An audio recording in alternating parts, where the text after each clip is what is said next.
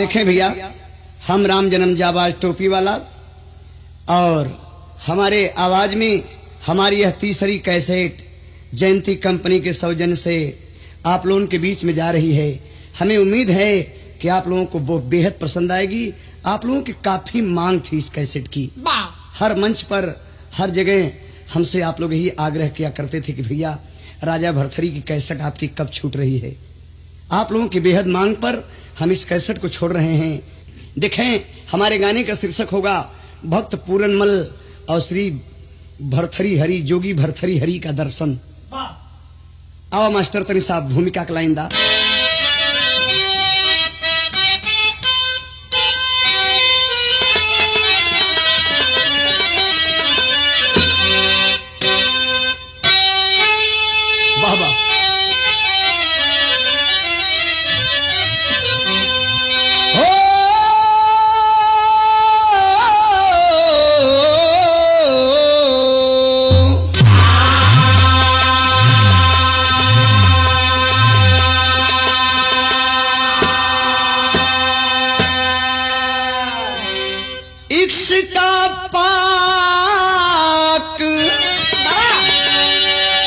इसका पाक दामन है कहते हैं सब, लेकिन नापाक इसकी हबिस होती है। फर्क अपनों या गैरों में ना देखती, काम की समीतनी तपिस होती है। रिश्ते पावन भी इसमें बिगड़ जाते हैं, होती असफल तो भारी कहर ढाती है। हरिद्वारी ऐसी हम इश्क की, जो नहीं करना उसको भी कर जाती है।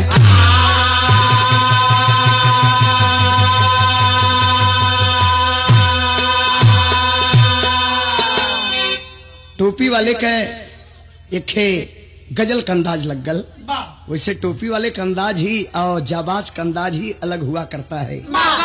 कैसे लाओ? हाँ,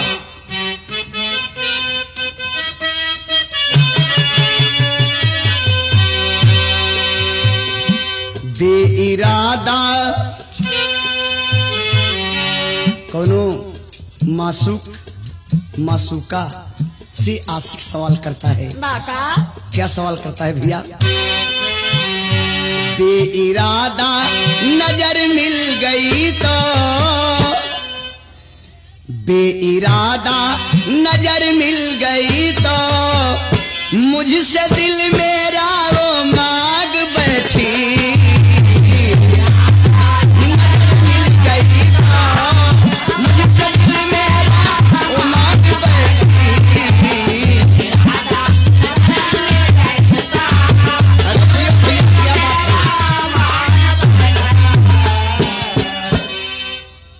बेइरादा नजर मिल गई तो,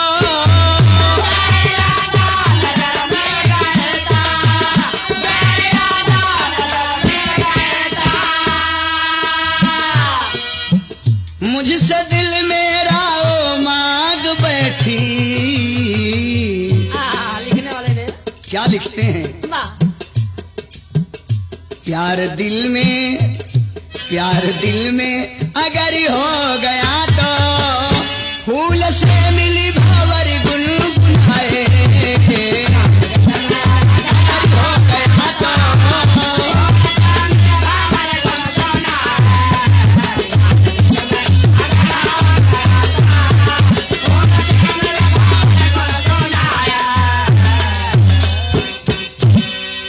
प्यार एक ऐसा चीज होला भैया, जे प्यार कैले हो जानत हुई। हम समझते प्यार कैले बिना दुनिया में कोई बाकी ना बा। बा भैया मैं नहीं कैली बा यार, तू कहने किला प्यार 4 अक्षर से बनल, LOVE। अगर के अलगे अलगे कैदा तो यल से मिला लिंक ऑफ सारो, ओ से ओसीन ऑफ टीयर, भी से वैल्यू ऑफ टाइम, ई से एंड ऑफ लाइफ। हिंदी में बोला भैया। अरे यार, लेक ऑफ सारो का मतलब, लेक ऑफ सारो का मतलब ये होला कि प्रेमी प्रेमिका के प्यार में बड़ा कष्ट होला, ओकर कोनो सीमा ना हो। और LO से ओसीन ऑफ टीयर, प्रेमी प्रेमिका के समुद्र जैसन आंसू बहावे पड़ेला। भी से वैल्यू ऑफ टाइम, मोहब्बत करने वाले वक्त की कीमत नहीं करते हैं। एंड ऑफ लाइफ, दोनों की जिंदगी, नायक नायिका, प्रेमी प्रेमिका, आशिक मासूका की जिंदगी एक साथ समाप्त हो जाए, उसी को सच्चा प्यार कहते हैं माय डियर बब्बी बाबू। कैसे कहानी की शुरुआत होगी यहाँ से। बाबा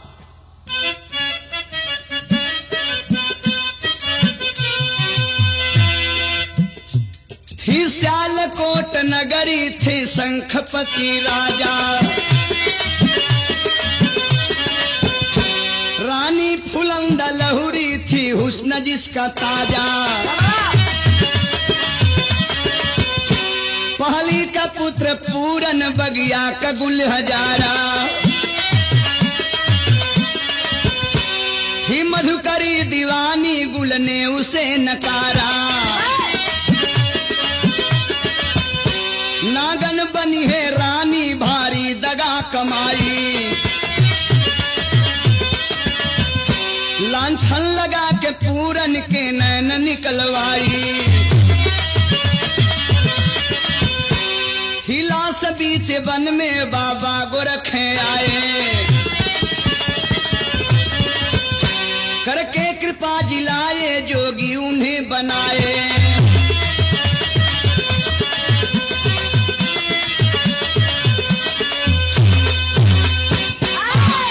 बाबूजी लोग इतने तक कहानी मिलल। सियालकोट नगरी का राजा शंखपति के राज में दूध का दूध, पानी का पानी हुआ करता था प्रेमियों। चौथे पन में राजा शंखपति जब दूसरी रानी लीलन, रानी के चढ़ल जवानी आ राजा के तनी बुढ़ौती बा। रानी देखलिन कि आय हाय ई जोड़ी तो ठीक ना बा, हमार भरल जवानी राजा के बुढ़ौती बाबा। लेकिन अचानक रानी के दिमाग, रानी के नजर एक दिन वही हवेली के अंदर पूरनमल पर पड़ल। पूरनमल राजा के पहली रानी के बेटा रहलन। अचानक एक दिन दासी से लहुरी रानी पूरनमल को अपने महल में बुलवाती है।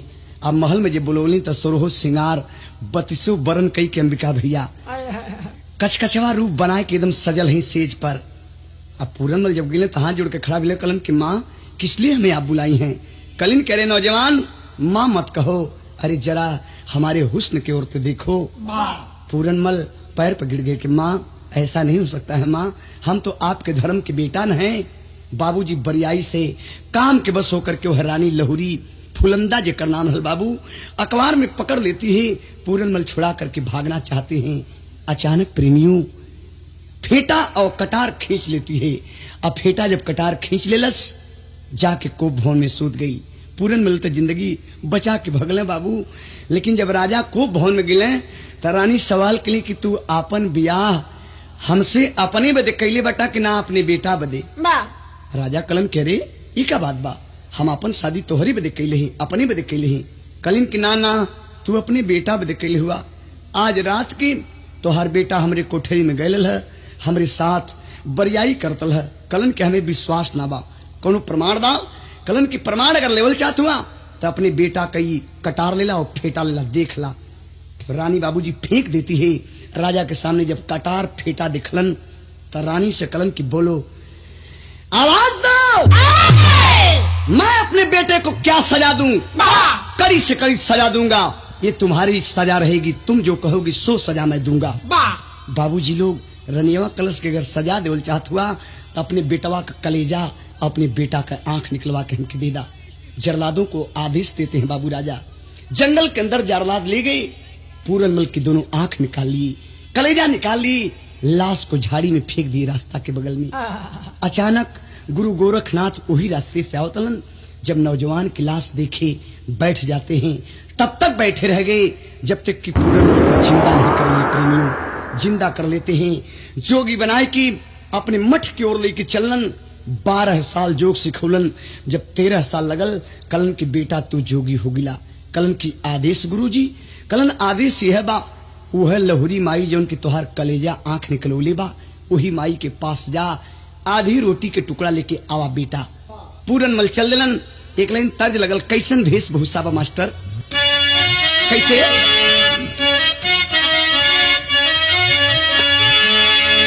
अरे सोहसा रंगी हो गुदरिया, सोहसा रंगी हो गुदरिया, दरिया।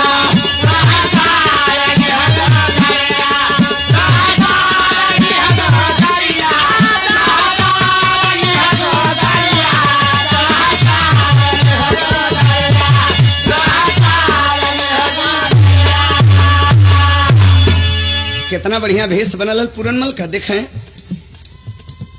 जोगिया के अखिया बाया मावा के फरिया, गलवा गुलाबा के फूल। हाय हाय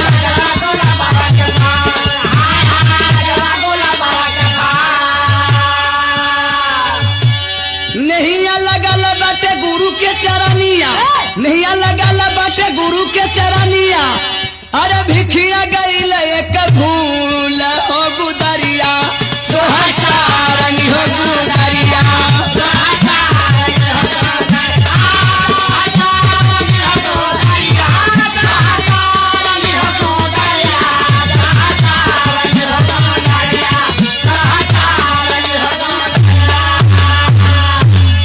झोरी गुदरी सरगी लहले पूरनमल भक्त पूरनमल पहुंचलन। आज अपने हवेली के पास अपने गांव में पहुंचले बाबूजी। आज जब गांव में पहुंचले तब का भेल बाबूजी, वहां जाकर के आसन लगा करके महल के चारों तरफ घूमत हुए, सब दरवाजा बंद बा। आज जब सब दरवाजा बंद बा प्रेमियों, तो वही समय एगो गीत गुने, एक लाइन यहाँ पीड़िया गीत लगी, माता बहन लोग गावेली। कैसे मास्टर? हाँ,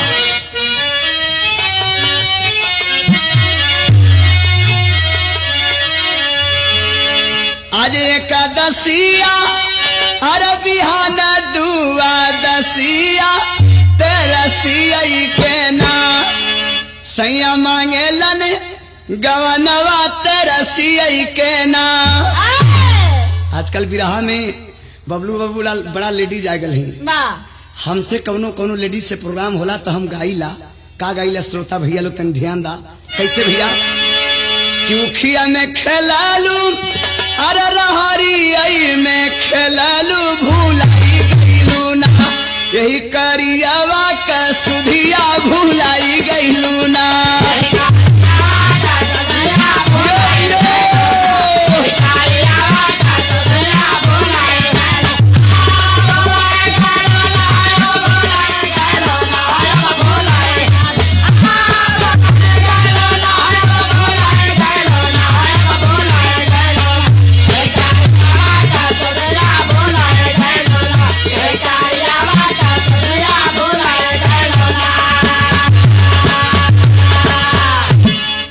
तर रहल भैया। लेकिन पूरनमल जब पहुंचलन राजा के हवेली के पास, चारों तरफ घूमत हो, वही हवेली में पालन पोषण भयल हल। 18 साल के भैया बाबू तक कलेजा और आंख निकाल गई। लेकिन 12 साल के बाद, 13 साल के बाद जब आज जोगी बन के पहुंचले तो एगो भजन गावत हुए। का भजन गुल मास्टर? देखें। बन के भिखरिया आईली आरौरी दुआरिया, मैया मरीना हो मातरिया मरीना, तानी भरीदा झोलरिया मातरिया मरीना।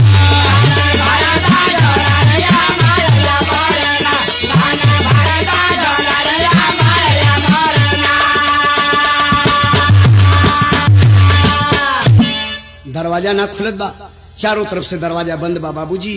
फिर गौलन, फिर बजौलन। का गौलन, का बजौलन मास्टर? देखें। सुतल बालू जागल बालू या सुनीला, पुकरिया मैरिया मरीना हो मातरिया मरीना, होला बजरा केवरिया मैरिया मरीना।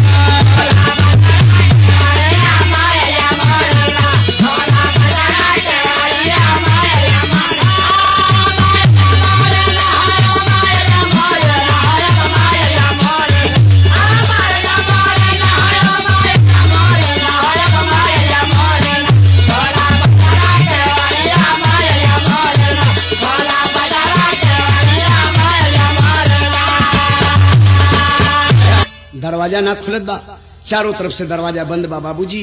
फिर गौलन, फिर बजौलन। का गौलन, का बजौलन मास्टर? देखें।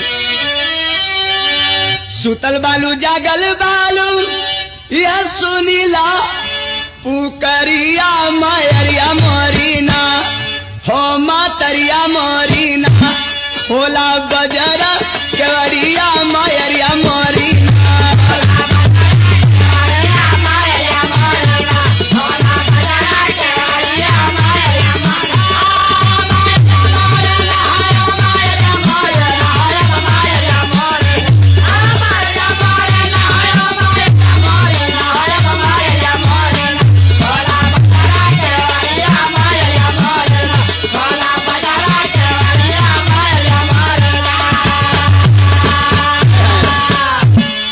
बाबू इतनी आवाज पूरनमल का वो लहुरी रानी के कान तक पहुंचल। जो रनियवा के पूरनमल का अखिया कलेजवा निकल भैया। जब ओकरे कान में आवाज पहुंचल बा, बेड पर से बैठ जाती है उठ करके।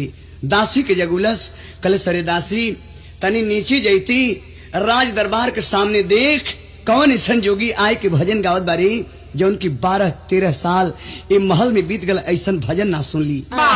दासी आई बा आ जब नीचे दासी आयल तो पूरनमल तो पहचान गए, लेकिन पूरनमल के ना पहचान बाबू।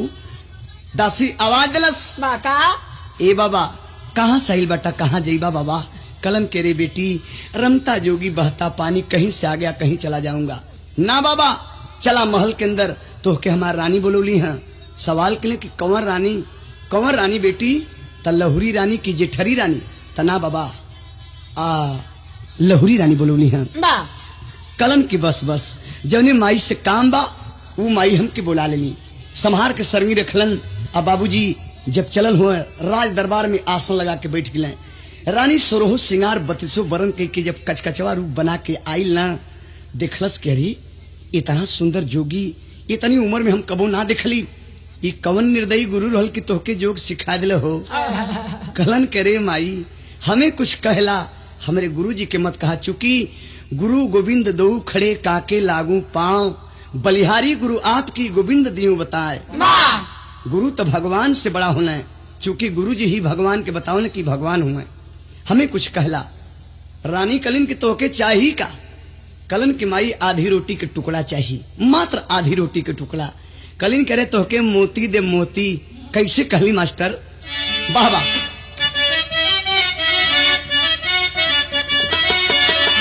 लुटाइबे तोहके अरे लुटाइबे तोहके हीरा मोतिया बगिया बीचे बिहस जब बसंत के पैबे लुटाइबे तोहके हीरा मोतिया।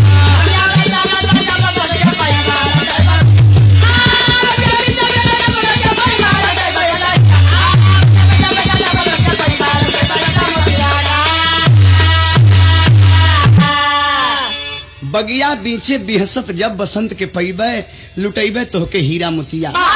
ए बाबू इतनी बात जब सुनले तब मनवा में सोचत हो कि माई आज हमके ना चिन्हत थी। एक दिन इहे रहल कि माई हमार आंख कलेजा निकलवा लेली। वो दिन के भुला गेली। आज एगो अपने गोद में फूल के बिना तरसत रही। सोचे लगले मनवा में मुस्कान ले ले बटे। सवेरा हो गल, बाबूजी राज दरबार में आके बैठ गए, चाचा बैठ गए, सब लोग बैठ गल, दरबार सज गल। बिच्चे में पूरनमल बैठल हुए। यही बीच में बाबूजी रानी से एगो बात लगल कहे का चेहरा पर मुस्कान बा। एक लाइन छठ मई के गीत लगल मास्टर बाबा।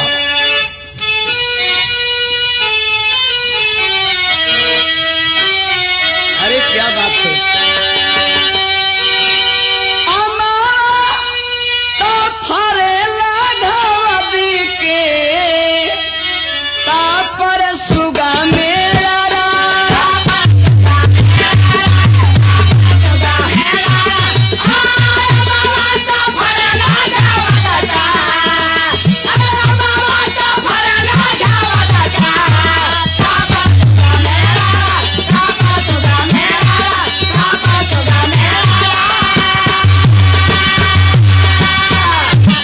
हमरे हीरा वो भौजी का गावली बेचू कवि जी मालूम है। हम बताओ थे ना काचा काचा ही बसे के बहनिया अरे कांवर लचका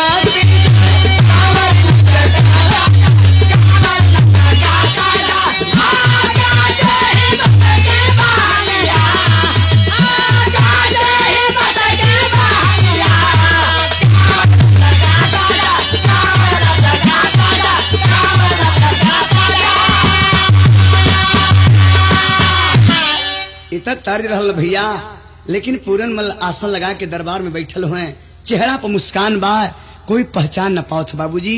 त लिखल गल, का लिखल गल भैया? हाँ, मुस्कान मोहलाया धरावा, आ कोई से चिन्हलो न जा, कोई से चिन्हलो न जा, कोई से चिन्हलो न जा।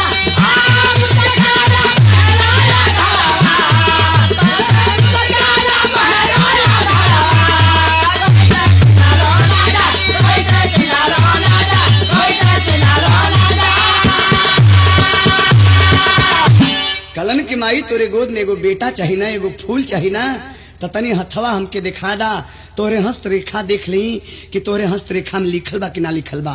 कैसे कहला भैया? हाँ। हथवा हथवा देखावा माई पूरन बोले बानी,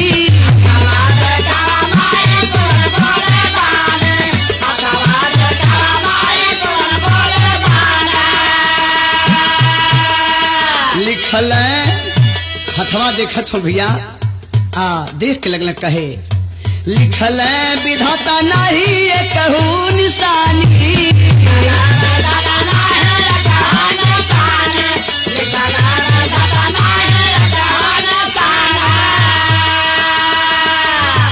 ये वजह से कुछ मन दाग लग गई। का दाग लग गई भैया? लुटिल हालू कोई के सहारा, ए माई दगवा कमा। कलम की माई निशानी तेगो रहल जरूर, लेकिन तोहरे गलती से इहो निशानी कट गल। गलती ही कैलू, कोई राजा का हरा भरा बाग काट देलू, कोई राजा के बुढ़ौती के ठेगुनी तोड़ नवलू, कोई राजा के बेटा का आंख निकलवा ले लू, कोनो राजा के बेटा का कलेजा निकलवा ले लू। अरे बाप रे बाप, भरल दरबार में लहुरी रानी बिरहा सुने लो बाबूजी लोग, जब इतनी बात सुन ल तो डेरा गई। डेरा के कलश की बाबा ये आप का बताओ थुआ? कलन हम ना बताओ थे माई, ये तोहरे हाथे के रेखा बताओ बा। कैसे कल मास्टर? एक लाइन गीत लग गई।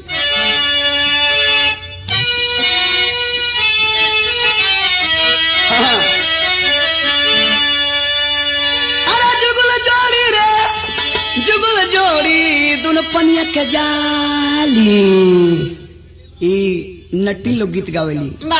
गाजीपुर जिला में आप लोग जाई बा तो नट्टिन के 4 गोल होली। कौन कौन? पहली गोल उठान वाली, दूसरी चढ़ान वाली, तीसरी लटकान वाली, चौथी ढरकान वाली। पहली गोल गाई कोनो बारात वरात में जाई, लाल भरत भैया के बाराती में हमन बैठल या सजा के महफिल आई गली, सो चारों मिली। एक मिले आई तो समियाना का कोर पकड़ के कलश की अकाया मालिकार, अरे बड़ा पियर पियर धोती चमकत बया ही रे दादा। तब सवाल कह दिलस का? एक गीत गौलस। का गौलस मास्टर?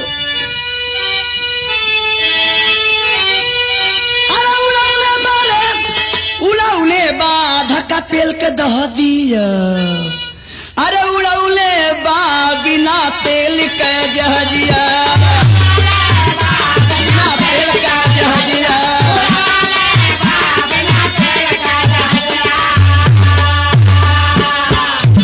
इतना तर्ज रहल भैया, लेकिन देखा बिरहा में भाव लिखल गल।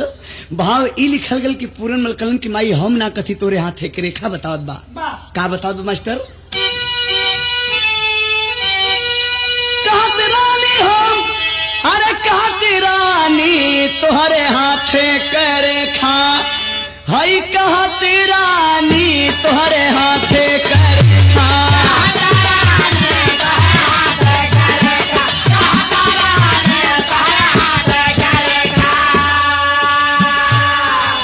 का कहत बे? नयना के लाभ में नयन लूटी ली आलू, अरे राजा के बिहसत चमन लूटी लहलू।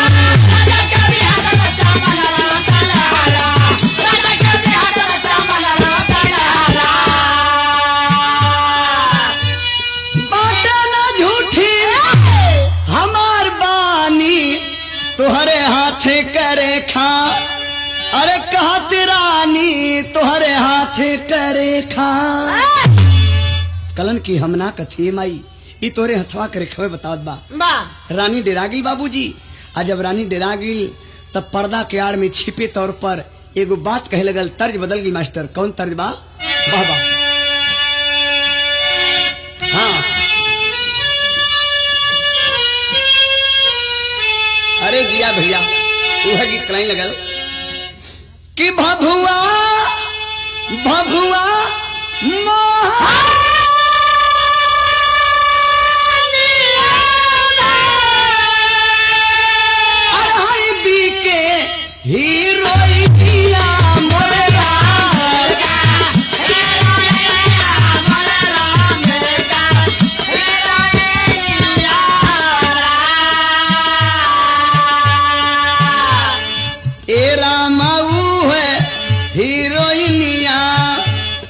हीरोइन का मतलब जाने ला? हाँ, जानी ना भैया। कहाँ? सिनेमा में जो नाचली दाए मर्दवा।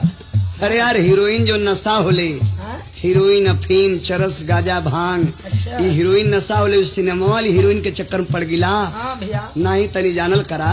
अच्छा। हम नशा के बात बताओ थे। ये मोहनिया भभुआ में बड़ा तेज रामगढ़ में हीरोइन भी कैली। जन बिस्किटवा भूज के पी जाने से भैया ना हीरोइन मिले तब वो प्रयोग करल सब। अच्छा अच्छा। ना मिलले में तो हम बताओ थे कैसे। ए रामाऊ है हीरोइनिया, ए बाबू है हीरोइनिया, जनवा मार ले हो।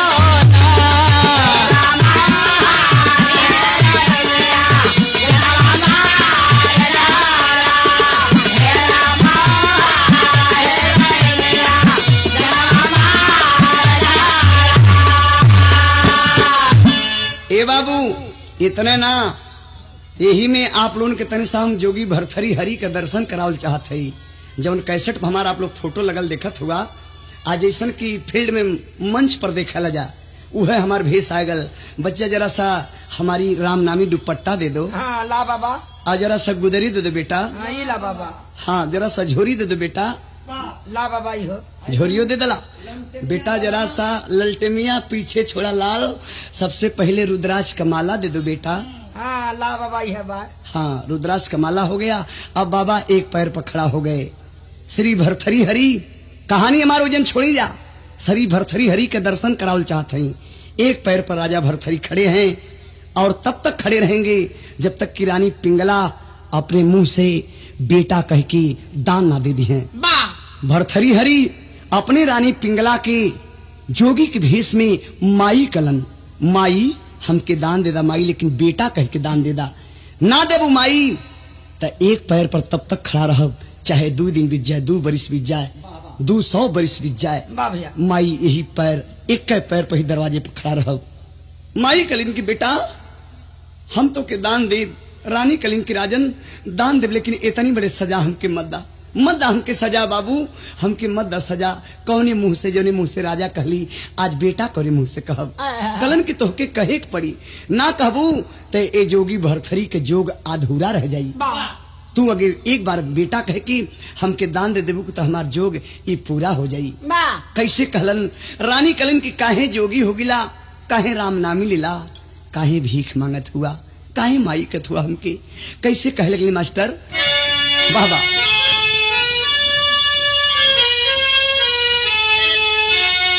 कि कवने कवने कारा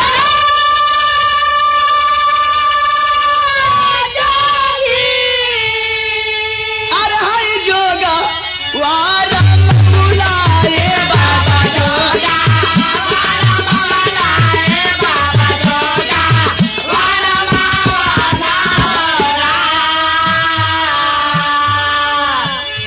अब रानी कलिन कि बाबा काहे राम नामी ले लेला, आओ काहे गुदरी ले लेला, काहे झोरी ले लेला, तने कर कारण बता देता। तब बाबूजी फिर भरथरी हरि कहले, का कहले देख।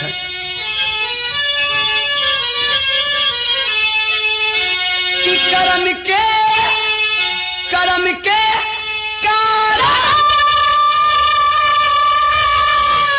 जागी, अरे जोगा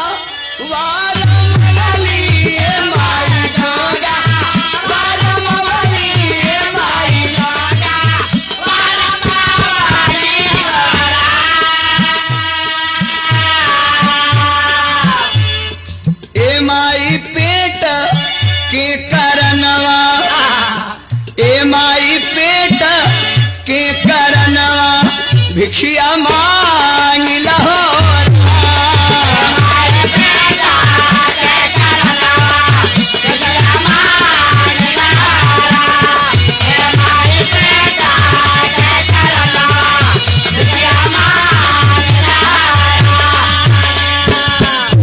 अरे भाई माई हम कर्म के कारण जोगी बन गली, ई नसीब में रहल हमरे जोगी बन गली, पेट ना रहत त दुनिया से भेंट ना होत। अरे भाई वहां तो श्री भरथरी हरि ने भीख मांगत हल, यहाँ आप लोगों के बीच में हम आप लोगों से भीख मांगत है, आप लोग दे देबा जी 10 रुपया दही ओके शाम तक होते हुए या शाम से सवेरा होते होते सीधे 100 रुपया दान मिली। ऊपर वाला दही मालिक के नाम पर आप लोग दे दा। न विश्वास होता, न विश्वास हो तो दे के देखा। हमरे हरी ड्राइवर भैया आपके ओर से 151 रुपया दान मिलल। जय हो, आशीर्वाद हो बेटा, आशीर्वाद हो। हमरे राम जी भैया यादव होटल से, यादव होटल नारायणपुर से, राम जी मिर्जापुर से 1051 रुपया के दान दिले। अरे हाँ भैया हम जाने थे जे जाओ था राजा हो जा बेटा। हमारे मिर्जापुर सबरी चौराहा से बैजनाथ यादव 2051 रुपया के दान दिलन। अरे राजा हो जा बेटा, राजा हो जा, दिन दुना रात चौगुना तुहार रहे। ई जोगी भरथरी का आशीर्वाद लेला बेटा। माँ हम इसलिए दान मांग रहे हैं माँ, एक बार बेटा कह के हमके दान दे दे माई। तब का भल देखें कैसे लाल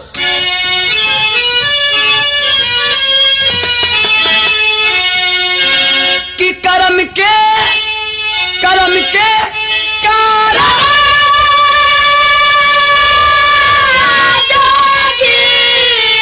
हर हरि जोगा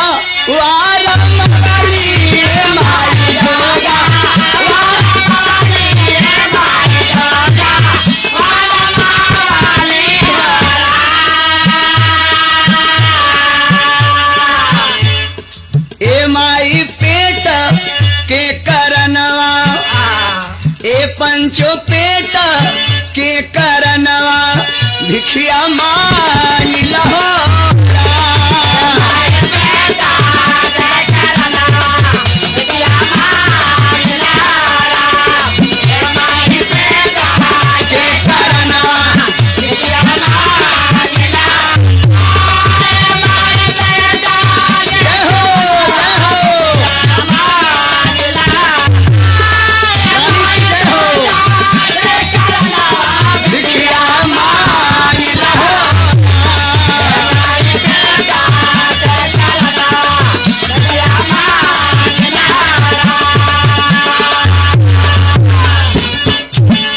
बाबू इत तर्ज रहलना भरथरी हरि का आप लोग दर्शन करेला। अब हमारे बिरहा पे चला। रानी फुलंदा भरल दरबार में राजा संगपति सब लोग बैठल बा, पूरन मल जोगी बैठल हुए। वही सामने बाबूजी छिपे तौर पर लगल बतावे कि बाबा काम का बांध जब लगे ना, बड़े बड़े ऋषि मुनि महर्षि लोगन का ईमान डगमगा जला। बाबा हम देखे अबला महिला नहीं, हम काहे राजा के बेटा का कलेजा निकलवा ले ली, काहे आंख निकलवा ले ली। सुना हम बताओ थी, लगल बताए बाबूजी कैसे देखें।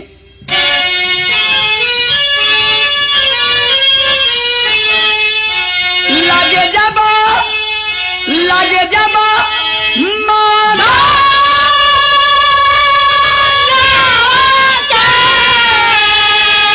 अरे बाना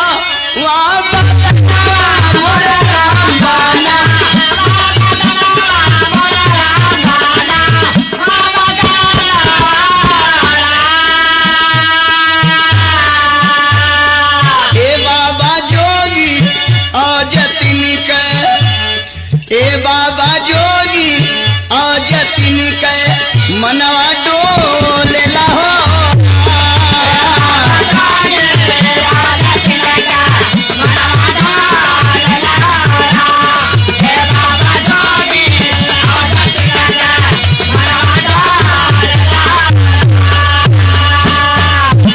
बाबा काम का बांध जब लगला शरीर में ना, तो सबकर ईमान एक बार डगमगा जला।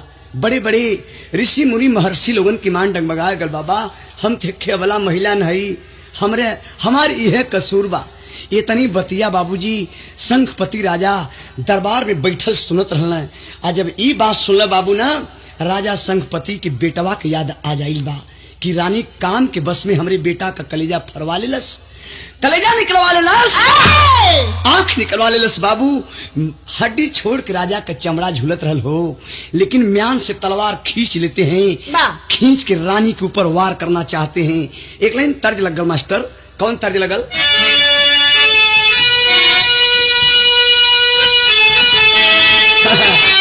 अरे बियार राजा, कौनो दुल्हन सुना मर्दवा, कौनो दुल्हन का दुल्हा गांजा पियत रहल।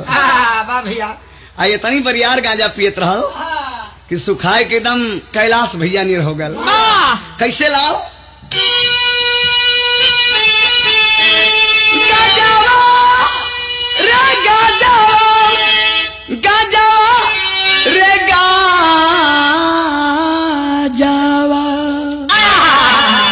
आही रे गाजावा, अरजावा भइल ना से बाजावा, आही रे गाजावा।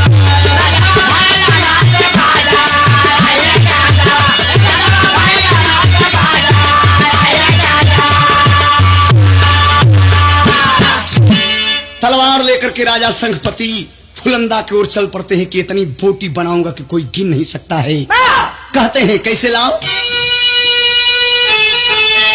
रानिया रे रानिया, रानिया रे रानिया,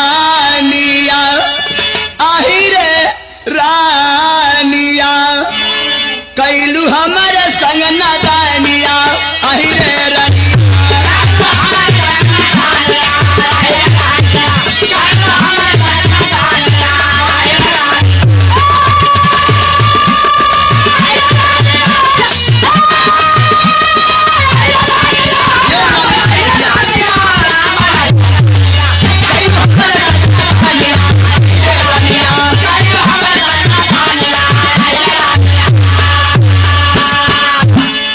तेगवा तेगवा उठाई दौड़े काटब गरदनिया, तेगवा उठाई दौड़े भाई काटब गरदनिया, यही रे रनिया।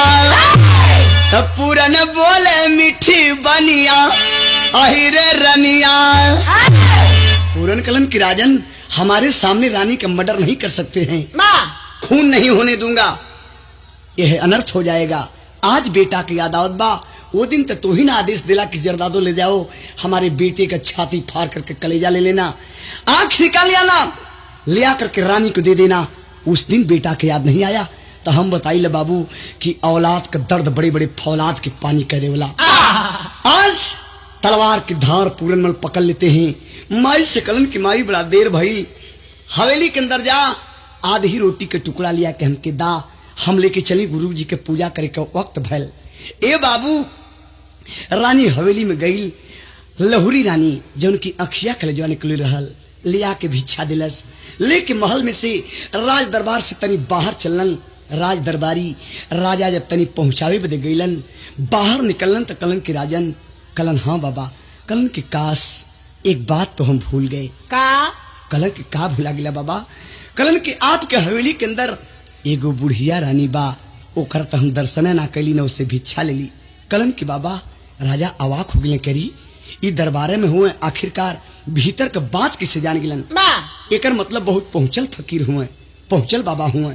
कलन की चला बाबा चला, चल करके हमरे ओहू रानी से भीख लेला।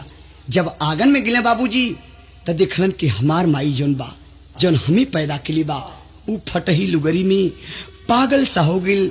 राजन कलन की बाबा बाबा ओ देखिए बाबा, ओ देखिए कोन में पगली सा रूप बना करके बैठी ही। बाबा इसके पीछे एक इतिहास है। हमारा एक बेटा था, नाम था पूरनमल। 18 वर्ष का जब हुआ तो ये लहुरी रानी लांछन लगा करके हमारी बेटी का आंख निकलवा ली, कलेजा निकलवा ली। उसी बेटे के वियोग में रोते रोते मेरी यह पहली रानी अंधी हो चुकी है बाबा। पूरनमल तो माई के चिन्हत बाटाएं, लेकिन माई ना चिन्हत थी, चूंकि अंधी हो चुकल बानी। आवाज दिलन, माँ माँ, अरे माँ हमें भिक्षा दे दे माँ, कोई जोगी आया है माँ। इतनी बतिया बाबूजी जब वो अनहरी मतारी के कान में आवाज गई इतनी बात का, तब माई लगल सोची का सोचत बा भैया। देखें भाव लिखल गल मास्टर आल्हा से कैसे।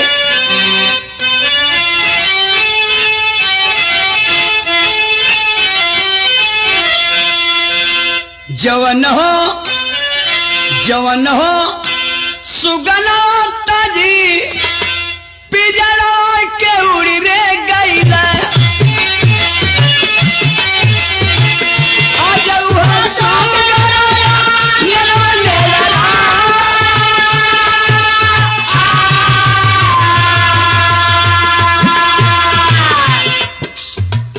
अखिया के अंधी मैया सोचे अपन मनवा भैया, बोलिया हमारे हो जना।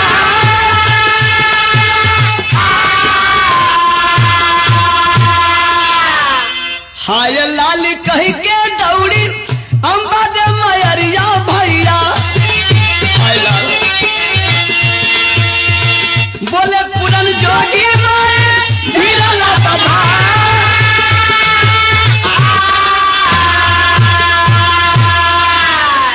पूरन मल कलन की माई, हम तोहर बेटा पूरन ना ही झूठ बोलत हुए, चूंकि अब तक जोगी न हो गल ना, कलेजा पत्थर का हो गया था प्रेमियों, जोगी हो गए थे, जटा जूट बढ़ गया था। कलन ए माई हम तोहर बेटा पूरन ना ही हो, हम तो एगो जोगी बानी। माई कलिन की लाल ए बेटा हमरे आंख से ना लौकत है बेटा, लेकिन कान से सुना था लाल, कान से आवाज हमरे दिल के छेदत है बेटा। अरे लाल वो दिल गवाही देते बेटा, वो स्तन गवाही देते रे लाल, जौने स्तन का दूध पान के तू 18 साल का भैला तो हमें छोड़ के उड़ गिला बेटा।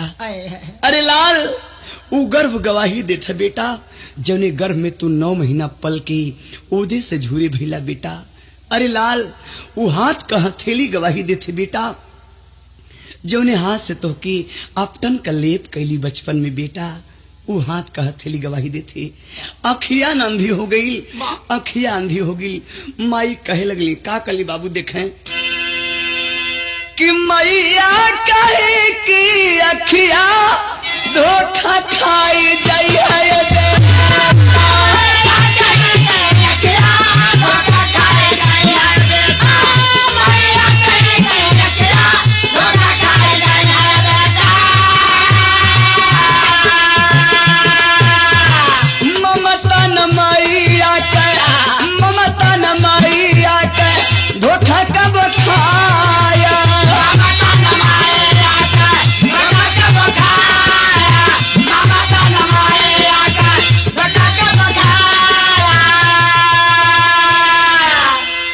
आज बाबूजी माई के आंख तंधी हो चुकल बा जरूर, लेकिन इतनी आंसू गिरत बाबू, इतनी आंसू गिरत बा कि बुढ़िया माई के फटही लुगरी जोन बा आंचल बिल्कुल भीग गल बाबू। अखिया सावन भादों का धार हो गिल हो भैया लोग, अखिया सावन भादों का धार हो गिल। माई बेटा को दौड़ पड़ली, हाय लाल कहीं के दौड़ पड़ली, आंगनवा में गिर गई बाबू, सर फट गल। जितने आंख से आंसू गिरत है उतने माथ से खून गिरत है बाबू। छटा बदल गई। पूरन मल का प्रेमियों जो कलेजा पत्थर का हो गया था वह पिघल करके मोम हो गया बाबूजी, मोम सब जैसे हो गया। बर्दाश्त नहीं कर सके बाबूजी, आज जब बर्दाश्त ना कैलन तो कैलन का देखें भैया। हार करके पुरानापन भेदवा बतौला, चुमल गया बछरुआ के पाया।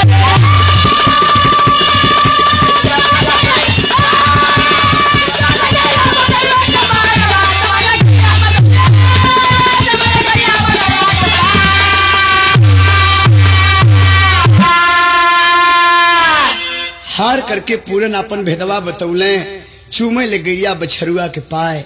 दरबार के लोग आवाक हो करी, बाप रे बाप, ये तो पूरन मल आ गए, ये तो पूरन मल आ गए बाबू, यही पूरन मल है, राजा संघपति की बेटा, ये पूरन मल जोगी बन गए हैं। लोगों का देखने का तांता लग गया। पूरे राज दरबार में, पूरे महल में, रियासत में शोर मच गया, कोलाहल मच गया कि रे भैया, जब राजा का बेटा एगो पूरन मल हल, उनकर कलेजा आंख निकाल गई हल, वो आज जोगी बन के, जोगिया भेष में राजा संगपति के दरबार में आल बने, अपनी माई से भीख मांगत बने। ए बाबू, माई से कलन कि हाँ माँ, हाँ मैं ही तेरा पूरन हूँ रे माँ, मैं ही तेरा पूरन हूँ, हमें क्षमा कर देना माँ। माई कलिन कह रे बेटा, ये अखिया अंधी होगी लाल, तोरे वियोग में रोवत रोत बेटा अखिया अंधी होगी। अगर आंख रहत बेटा त जौने चेहरा के दूध घी से संवरली बेटा, वो चेहरा पर दाढ़ी जूट जटा बढ़गल लाल, हम देख ले तनी सा बेटा। सुंघरावत ही चेहरा के लिपट गई जिससे गाय से बछरू लिपट जाए बाबू। ए भैया, ये दशा देख करके समस्त दरबार के लोग पैर पर गिर जाते हैं। अचानक माई के मुंह से आवाज आ गई कि बेटा आंख अंधी हो गई। इतिहास साक्षी है प्रेमियों, इतिहास साक्षी देता है कि पूरन मिल की ऐसी कृपा हुई कि वो बुढ़िया मतारी की आंख से रोशनी दिखाए लगल। माई रो के एगो बात कहली, का कहली मास्टर?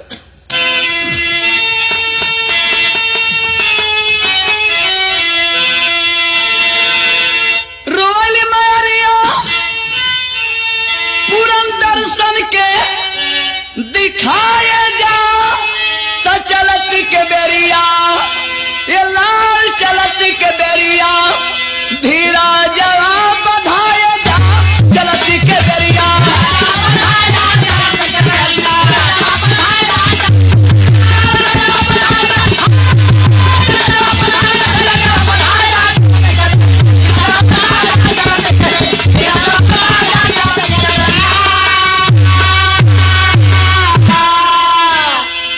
ए बेटा, ये बुढ़ौती में माई बुढ़िया की यह सांस जो होता लाल कि हम अपने हीरा के एक बार देख ली। बेटा हमके दर्शन ना देत हुआ, खाली इसे मिलत हुआ कलन की माई कैसे दर्शन दही। अब हम तुहार ना है ना तोरे पास रह सकिला माई, चुकी जौने रियासत में सी, जौने महल में से माई जोगी बना के ना, बल्कि हम मुर्दा बना के निकाल गई, हमार लाश निकाल गई माई। वो महल में हम कैसे रह सकिला माई। अफसोस के बात का बा कि माई हम तोहार रोशनी आवे बदे पूरा कोशिश करम माई। तब भैल का बाबूजी देखें बाबा पूरन के कृपा से नैना खुली गई भाई, भिखिया चुका के माई सरगे पराई।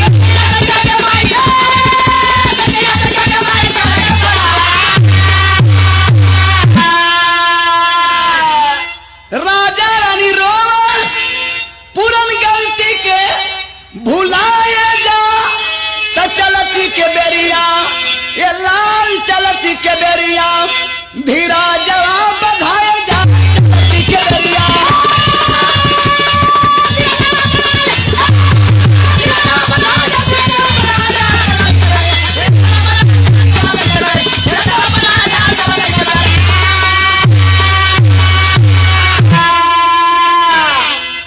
ए बाबू जायदा कभी जी बर्दाश्त ना होत, ऐसा होला कि आत्मा रो पड़ल।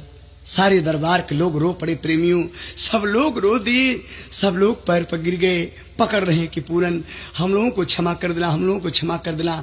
लेकिन बाबूजी माई बुढ़िया के आंख से रोशनी दिखा दिलस। आज जब रोशनी दिखाए लगल तो माई बेटा की दान दिलीन, आ दान दिली बाबूजी आलिया के भिक्षा। जो ही दरबार से बाहर निकलत हो बाबूजी, तब का भैल दिखें बाबा। भिखिया लिया के पुरानी आ गुरु को चुकाए, भिखिया लिया के पुरानी आ गुरु को चुकाए, राजा भी रसालू नाम पुत्र के पाए।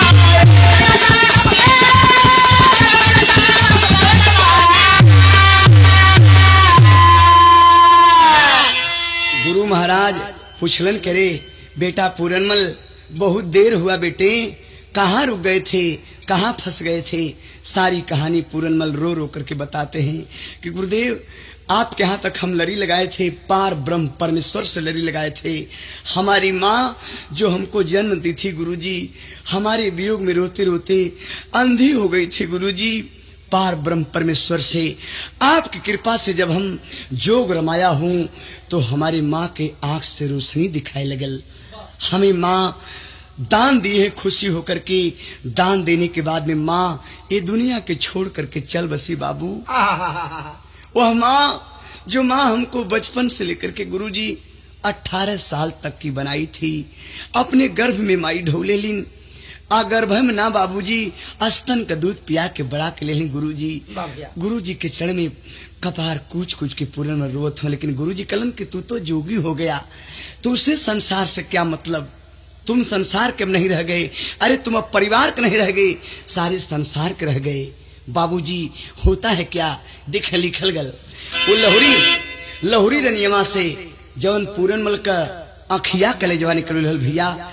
इतिहास प्रमाण दिला कि ओकरे गर्भ से राजा के चौथे पर में एगो बेटा पैदा भल। वो बेटा का नाम रसालू पड़ल। ए बाबू, लेकिन ऐसन कृपा प्रभु का ईश्वर का पूरनमल के ऐसन दिन भइल कि लहुरी मतरिया जवन अखिया कलेजवा निकलौलस ओकरहू के गर्भ से एगो बेटा पैदा भल। त कैसे भैया, वाह वाह। अभी किया लिया के पूरन गुरु को चुकाए, राजा भी रसालू नाम पुत्र एक पार।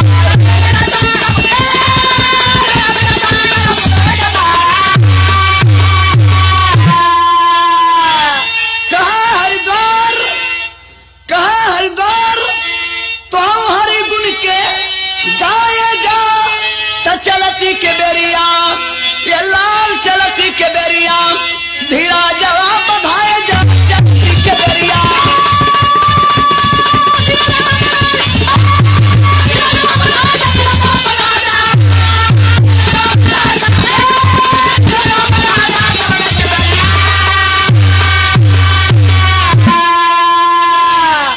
कहे हरिद्वार तो हूँ हरि गुण गाए जा, चलती के बिरिया धीरे जवा बधाए जा।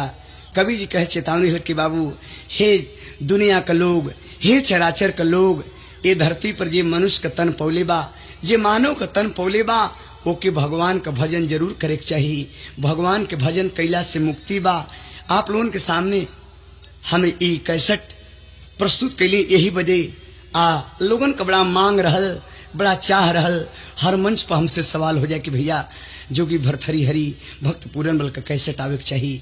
तो भैया हो इतने ना हो, देखा पूरनमल इतना बढ़िया काम किलन कि अपने बुढ़िया माई अनहरी मतारी की आंख से ज्योति दिखाए लगल। आ माई भिक्षा दे करके ये दुनिया के छोड़ के चल बसली बाबूजी। ता आखिरी में कहनाम बा, का कहनाम बा भैया, गुरुदीन मोहम्मद राम शेख सिंह शिव बदन की बानी,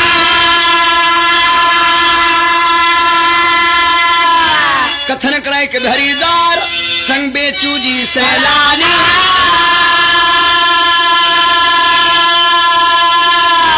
लुटाई बेहीरा मोती तोहके स्तब्धा सुमन चढ़ाया बेसन है लगाई बहा। लुटाई बेहीरा मोती तोहके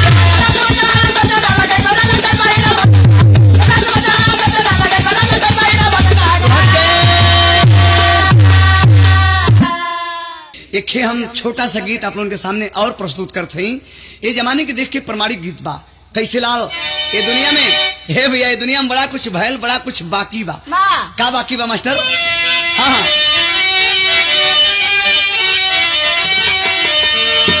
कि रोबोट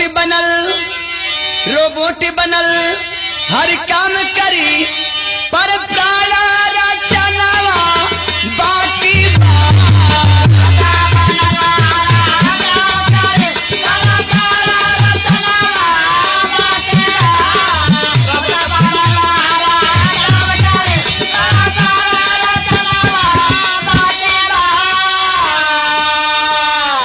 पहला प्रमाण का बाकी बा, तनी देख ला कैसे लाओ।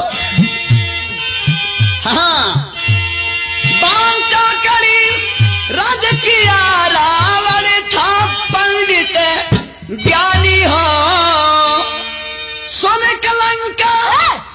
नाश हो गईली बचल एक निशानी हो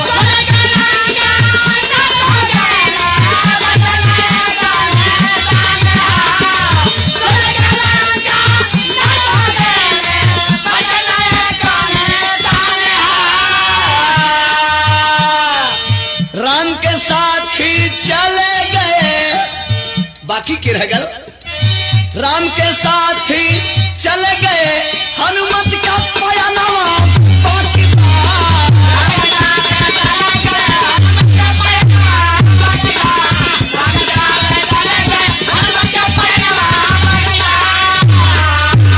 दूसरी बाकी तने देखा दूसरी बाकी का भैया राजनीति के मध्य में देखा सब लोग न चली अले हो जनता दल कांग्रेस भाजपा सब शासन के कैले हो दिल्ली में सब राज किए लाल भैया दिल्ली में सब राज किए बसपा का शासनवा